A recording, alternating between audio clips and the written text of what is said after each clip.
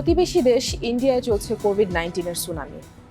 হাসপাতালে জায়গা না পেয়ে হাসপাতালের মাঠে স্ট্রেচার বসিয়ে প্রাণে বাঁচার চেষ্টা করছে সাধারণ মানুষ। এরই মধ্যে প্রাণ হারিয়েছেন 2 লাখেরও বেশি। কিন্তু ইন্ডিয়ার এই ভয়াবহ পরিণতি কি করে হলো? মোদির পলিসি কি এর জন্য কোনোভাবে দায়ী? আর প্রতিবেশী দেশ থেকে বাংলাদেশ কি শিক্ষা নিতে পারে? Welcome back to straight from star news room. আমি আছি জাইমা ইসলাম আপনাদের সাথে। এই প্রশ্নগুলোর উত্তর আজকে আমরা জানবো আমাদের চিফ রিপোর্টার পার্থপ্রতিম ভট্টাচার্য থেকে। পার্থদা, প্রথমে আপনার কাছে আমার প্রশ্ন, ভারতে তো সংক্রমণ কমে এসেছিল, অবস্থা তো উন্নতির দিকেই যাচ্ছিল, হঠাৎ করে এরকম অবনতি হলো কি করে? মোদির পলিসি কি এর জন্য কোনোভাবে দায়ী? আপনার কি মনে হয়? ভারতে অনেক কমে এসেছিল। ইনফ্যাক্ট ফেব্রুয়ারিতে ভারতের ইনফেকশন রেট 10,000-এর নিচে নেমেছিল এবং ডেথ রেট 100-র নিচে নেমেছিল। একটা স্বস্তিদায়ক অবস্থার মধ্যেই ছিল। কিন্তু জাস্ট 2-3 মাসের মধ্যে তুমি দেখো, এখন বৃহস্পতিবারে ভারতের ইনফেকশন হয়েছে 3,80,000 অ্যান্ড এটা হচ্ছে ওদের হাইয়েস্ট ইনফেকশন। অ্যান্ড ডেথ ছিল 3700। সো এটাও হাইয়েস্ট ছিল। সো এটা যদি 2 সপ্তাহ আগেও যাও, 2 সপ্তাহ আগে এটা 2 লাখ মতো ছিল। সো 2 সপ্তাহে এটা 89% ইনক্রিজ করেছে পজিটিভিটি রেট। সো এটা ইন্ডিয়ান ভেরিয়েন্টটা খুব বেশি ছড়াচ্ছে, এই কারণেই ইনফেকশন রেট অনেক বেড়েছে। তো এটার একটা হচ্ছে যে ইউরোপে যখন সেকেন্ড ওয়েভটা শুরু হলো অ্যান্ড ইন্ডিয়াতে কম ছিল, তখন ইন্ডিয়া ওই ধরনের প্রস্তুতিটা নেয়নি। ইন্ডিয়া একদম স্বাভাবিক জীবনে ফিরে গেছিল। কয়েকটা জিনিস যদি তুমি বলো, সেটা অ্যাটলিস্ট যেটা নিয়ে অনেক সমালোচনা হয়েছে, কুম্ভ মেলার এটা কুম্ভ মেলায় 50 লাখের বেশি লোকের সমাগম হয়েছিল উত্তরাখণ্ডে।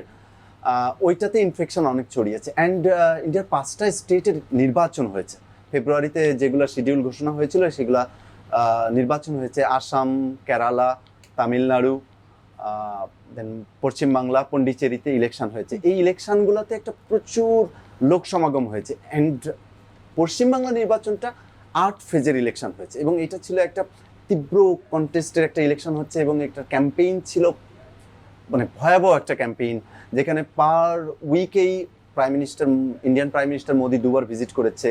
Union home minister Amit Shah প্রায় প্রতিদিনই জনসভা করেছে। মমতা ব্যানার্জির জনসভা ছিল। And Indian secular force Abbas Siddiqui জনসভা ছিল। এই কয়েকজনের নাম বললাম যে এদের জনসমাগমগুলোতে সবচেয়ে বেশি লোক হয়েছে। আই থিঙ্ক এই কুম্ভ মেলা বা তোমার এই যে ইলেকশন ক্যাম্পেইন, সো এইটা একটা আমার মনে হয় আজকের ইন্ডিয়ার এই পরিস্থিতির জন্য অনেক অংশে দায়ী। দাদা, আপনি নির্বাচনের কথা বলছিলেন, তো পশ্চিম বাংলায় তো নির্বাচন বেশ আয়োজন করে ঘটা করে করা হয়েছে। পশ্চিম বাংলার অবস্থাটা কি? ওখানে কোভিড-19 এখন কিরকম চিত্র আমরা দেখতে পাচ্ছি? যেমন পশ্চিমবাংলায় ইলেকশনটা এবার সত্যিই ঘটা করে হয়েছে। অন্য ইলেকশনগুলো 1 ফেজে হলেও পশ্চিমবাংলার ইলেকশনটা 8 ফেজে হয়েছে। সো 8 ফেজে ইলেকশন হওয়ার সবচেয়ে বড় যেটা হচ্ছে যে পলিটিক্যাল পার্টিগুলো একটা বিশাল সময় পেয়েছে, দীর্ঘ সময় পেয়েছে ক্যাম্পেইন করার। অ্যান্ড ক্যাম্পেইন মানেই সেখানে পাবলিক গ্যাদারিং। আই থিঙ্ক পশ্চিমবাংলায় এই পাবলিক গ্যাদারিংয়ের জন্য সবচাইতে বেশি স্প্রেড করেছে। তোমাকে আমি জাস্ট একটা পরিসংখ্যান দিই। পশ্চিমবাংলায় তোমার ফেব্রুয়ারি মাসে তোমার আক্রান্তের সংখ্যা ছিল 100-র নিচে ডেইলি, এবং মৃত্যু ছিল 5, 10, 7 এরকম ছিল। অ্যান্ড এখন বৃহস্পতিবারে পশ্চিমবাংলায় তোমার ইনফেকশন হচ্ছে 17,000-এর উপরে অ্যান্ড মৃত্যু 77। অ্যান্ড লাস্ট 2 উইকস যদি তুমি ধরো, তাহলে পশ্চিমবাংলায় 192% পজিটিভিটি রেট বেড়েছে। উইদিন 2 উইকস 192% পজিটিভিটি রেট বেড়েছে। তো সো দেখো, এবং ওখানে ইনফেকশন রেট ইজ 32%, যেখানে ওভারঅল ইন্ডিয়ায় 17% বা 18%, দিল্লি, মহারাষ্ট্র 30-এর উপরে। অ্যান্ড পশ্চিমবাংলাও কিন্তু ডেথ কম থাকলেও পজিটিভিটি রেট কিন্তু যে স্টেটগুলোর খুব খারাপ অবস্থা, সেম কলকাতার অবস্থাও। পশ্চিমবঙ্গের মতন মহারাষ্ট্র, কেরালা, উত্তরপ্রদেশ এবং কর্ণাটক এদের অবস্থা বেশ খারাপ। এদের মধ্যে উত্তরপ্রদেশ এবং কর্ণাটক ছাড়া বাকি সব রাজ্যেই কিন্তু বিজেপির বিরোধী দলের ক্ষমতায়। কেন্দ্রীয় সরকার থেকে কি কোনো ধরনের গাফিলতি ছিল নাকি না?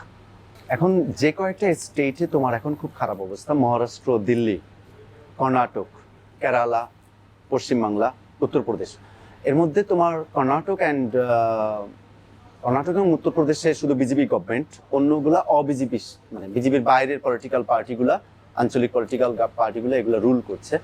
সো একটা যখন টিকার নিয়ে ভ্যাকসিনেশন, ইন্ডিয়া পৃথিবীর মধ্যে হাইয়েস্ট ভ্যাকসিনেটেড, মানে সবচেয়ে বেশি ভ্যাকসিনেট করতে পারছে, 15 কোটি, অলরেডি 15 কোটির বেশি করে ফেলেছে।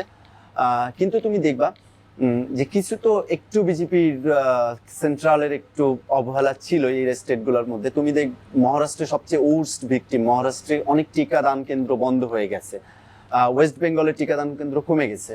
অ্যান্ড বৃহস্পতিবারে দিল্লি চিফ মিনিস্টার কেজরিওয়াল বলেছে তার কাছে যথেষ্ট পরিমাণ টিকা নেই, যে 18 বছর বয়সের উপরে যে শুরু করতে হবে এই টিকাটা নেই। আর ওভারঅল এই স্টেটগুলোর পরিবর্তে তুমি যদি বল, একটা নতুন জিনিস যে অক্সিজেনের অভাবে মারা যাচ্ছে, এখন অক্সিজেনের অভাবে মারা যাচ্ছে, হরিয়ানাতেও মারা গেছে। তুমি দিল্লির পাশাপাশি হরিয়ানাতে মারা গেছে, উত্তরপ্রদেশে মারা গেছে। হরিয়ানা অ্যান্ড উত্তরপ্রদেশ দুটাই কিন্তু বিজেপি শাসিত সরকার। আর ওভারঅল গভর্নমেন্টের একটা ফেলিওর ছিল, যেটা আমি মনে করি যে একটা বছরে নতুন একটা এক্সপেরিয়েন্স নিয়ে করোনা আসলো, বাট 2021-22 অর্থ বছরে ইন্ডিয়ান গভর্নমেন্ট তার বাজেটে স্বাস্থ্যক্ষেত্রে বরাদ্দ বাড়ালো না, এবং যেটুকুনি বাড়ালো সেটুকুনি ভ্যাকসিন কেনার জন্য বাড়ালো। মানে পরিকাঠামোগত যে উন্নয়নের জন্য যে বাজেটটা বাড়ানোর কথা ছিল, মানে অন্তত আশা করেছিল জনগণ, সেটা করেনি। ইনফ্যাক্ট আরেকটা বড় ব্যাপার হচ্ছে যে তোমার 2019-20 অর্থ বছরে যে পরিমাণ অক্সিজেন ইন্ডিয়া এক্সপোর্ট করেছে, 2020-21 তার ডাবল পরিমাণ এক্সপোর্ট করেছে। সো ইউরোপের সেকেন্ড ওয়েভ দেখে আমার দেশে যে আসতে পারে, আমার অক্সিজেনের সংকট হতে পারে, ওই চিন্তাটা মোদি গভর্নমেন্ট করে নাই। সো তাইলে সে অক্সিজেনের এক্সপোর্টটা ডাবল করতো না, আজকে তাহলে অক্সিজেনের অভাবে নাও মরতে পারতো রোগী। এই ক্ষেত্রে আমার মনে হয় তাদের একটু দূরদৃষ্টির সমস্যা ছিল। বাংলাদেশের সাথে ইন্ডিয়ার 3 দিকে সীমান্ত। বিশেষজ্ঞরা বলছে যে বর্ডার যতই বন্ধ করি না কেন, ওয়েস্ট বেঙ্গল স্ট্রেনটা বাংলাদেশে ঢুকবেই। এই অবস্থায় আমরা ইন্ডিয়া থেকে, আমাদের প্রতিবেশী দেশ থেকে বাংলাদেশ কি ধরনের শিক্ষা নিতে পারে? আমি ওয়েস্ট বেঙ্গলের কথাই বলি, যে বাংলাদেশের সবচেয়ে বেশি সীমান্ত যার সাথে 2260 বা 70 কিলোমিটারের মতো সীমান্ত আমাদের সাথে। তো ওয়েস্ট বেঙ্গলের এখন পজিটিভিটি রেট 32-এর উপরে।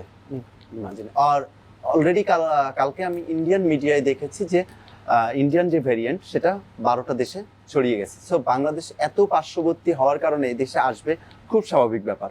আমাদের প্রস্তুতিটা ওইভাবেই নেওয়া উচিত, যেটা ইন্ডিয়া ইউরোপ থেকে শিক্ষা নেয়নি, বাট আমাদের শিক্ষাটা নেওয়া উচিত। ইনফ্যাক্ট আমাদের কয়েকটা জিনিস তোমার করা উচিত, যেমন হসপিটালের ইনফ্রাস্ট্রাকচারটা এখনই বাড়ানো উচিত। অক্সিজেন কতটা মজুদ আছে, অক্সিজেনের মজুদটা আমাদের মানে ঠিক রাখা উচিত। সেখানে ভ্যাকসিনেশন যে কোনো কারণেই আমাদের অল্ট হয়ে গেছে, আমরা ইন্ডিয়া থেকে ভ্যাকসিন পাচ্ছি না, নতুন করে চায়না বা রাশিয়া থেকে আমাদের ভ্যাকসিনের কথাবার্তা হচ্ছে। সো ভ্যাকসিনেশন না হলেও আমাদের এখনো পর্যন্ত টেস্টটা খুব কম, আমাদের টেস্টটা আরো অনেক বাড়াতে হবে। আর একটা জিনিস আমি তোমাকে বলতে চাই যে লকডাউন বলো, কোভিডের এই সিচুয়েশনে সবচেয়ে ক্ষতিগ্রস্ত পুয়ার পিপল, মানুষ। পুয়ার পিপলের খাবার নেই, কাজ নেই।